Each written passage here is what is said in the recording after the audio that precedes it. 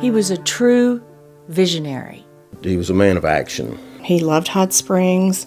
He loved being a city manager. David Watkins. I remember when David and his wife Kay first moved to Hot Springs. The first impression was this bigger-than-life guy with these big brown eyes and this big personality, and I immediately liked him. When the headhunter for Hot Springs called him and asked him to apply for the job, he just couldn't turn down the opportunity. And when he came to Hot Springs, he fell in love with the beauty and the arts community and the historic nature of Hot Springs, and once he was given the opportunity, he had to jump back into the profession that he loved. He was a breath of fresh air. He understood immediately what we'd been trying to do for 28 years. This man had a big picture. He could convey what he wanted to see for Hot Springs. He loved the community. I would call him, we would email each other with all of our plans for Hot Springs, and he never missed any of my fundraisers and my nonprofit events, and he was always there to support me. From the moment that he set foot in this community, he loved Hot Springs and he saw it as a cool city. He would talk about Hot Springs being the next Austin or Greenville, and that one of the components of a cool city was innovation. And I think it was only because of David Watkins' vision, his leadership ability, and his conviction and his love of Hot Springs that we got more done in 2.5 years in this community than had been done in 40. David had the unique ability to be able to look at an area and not see what was there, but see what the potential was for what could be there. And he would always talk about how downtown is much more than stopping at the fountain, that we had to move all the way through that entryway of Park Avenue. He saw the great potential there with a vibrant neighborhood association and many community leaders in it. About 2 years ago, the Park Avenue Community Association Board had already been starting a pop-up on Park. We were trying to change the perception of Park Avenue and bring attention to local businesses and show the real beauty of the houses and the people and just the street itself. So here we are at the future site of the David Watkins Memorial Park. What we're looking at right now is where once stood an old dilapidated motel called the Klaus Motel. Mr. Watkins had already been working behind the scenes to purchase this hotel through the city. It had been derelict and abandoned and boarded up. It just looked gross. The neighborhood couldn't stand it. We had crime, we had drugs being used in here. And one of the first things David, I think, saw when he came up Park Avenue was he identified this motel.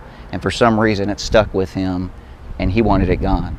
The city had found out that underneath the structure of the hotel, the tunnel for the Hot Springs Creek was structurally unsound. It was starting to crack, and the tunnel itself needed to be addressed, and the hotel had to go. The Klaus Motel was slated for demolition, and we decided to do something fun. Mr. Watkins gave this amazing speech about revitalization and community spaces. He had this big vision for making a public park there in that space. In his speech, he said he would like to see the creek uncovered and stormwater mitigation used, and for this to be a park with a sparkling creek and kids playing, and it was so beautiful. And then he had buckets of rocks. So before the demolition team, which was standing right behind us, went to work, we all put on hard hats, and all of us city representatives and elected officials threw rocks through the windows. It was kind of like a symbolism for getting rid of things that are negative.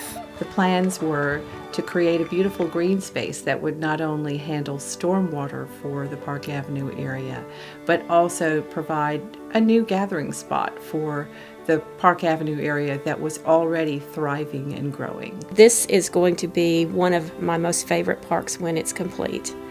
The park has a complete attention to natural resource conservation. I saw Hot Springs in its heyday, and it was beautiful, and it was active and vibrant. And downtown was sad for a very long time. But now, 8 months after his death, I wish he could see it now because it has come to fruition, what he did. It was a great loss when he passed. We felt like we finally, after 28 years here, had an ally that would really step out for us. He was unafraid. He did not care about the political ramifications of what he did, but he did care about Hot Springs. This was, I think, our second or third park committee meeting, and Mr. Watkins had passed away the week before. So the whole tone for what we wanted the park's name to be sort of changed. There were a lot of suggestions. Tunnel Park was a big one. There were a lot of things about Park Avenue that, people thought that the name should have something to do with Park Avenue. But in the end, we all agreed upon the David F. Watkins Memorial Park. We got the word that they were going to name the park after him probably 2 days after he died. I didn't even know that was a consideration.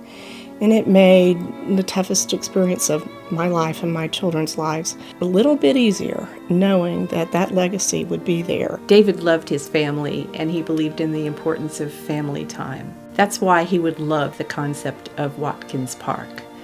It would give him great satisfaction to see people of all ages and backgrounds enjoying this green space. Having a park named after him would be the greatest honor that anyone could give him.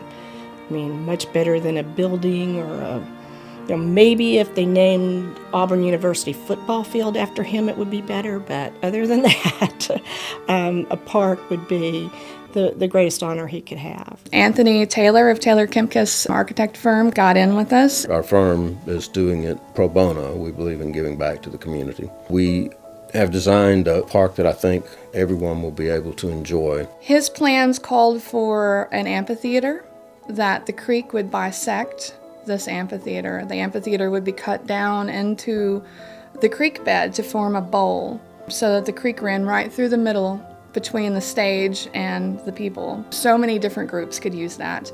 Who wouldn't like to go to a concert or a poetry reading or whatever and have the creek running right there? The actual park location is about 150 feet above the floodplain. So by having this bowl there, the creek could actually fill this up whenever the stormwater surged and then dissipate that stormwater slowly, and that would be more flood mitigation for downtown. Well, one of the beauties of this park in particular is the attention to the clean water. The fact that it is a stormwater mitigation project that has beautiful recreation opportunities is something that we need to pass on, and we need to teach our children and grandchildren. So not only will we have a beautiful walkway, a memorial dedicated to David Watkins just down the way there, a tree, a David Watkins Memorial Bridge, a playground, handicap accessible, that's being donated by the Civitan Club, playground areas, butterfly gardens, and right in this area here, you will see finally a splash pad.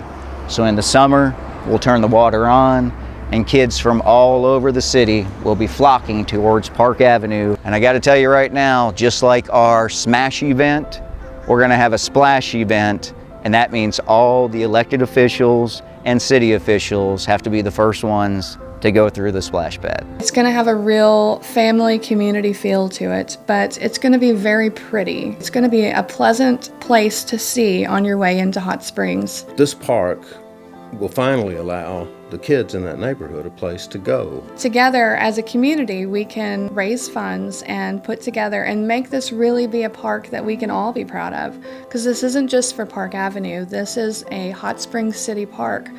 It's going to hopefully one day be part of the green belt, the greenway that goes all the way down Hot Springs Creek. And wouldn't it be nice to kind of set the tone for future projects by working together and funding this beautiful place that we can all be proud of? David Watkins deserves to have the best park that we could possibly give him, because that's the kind of man that he was.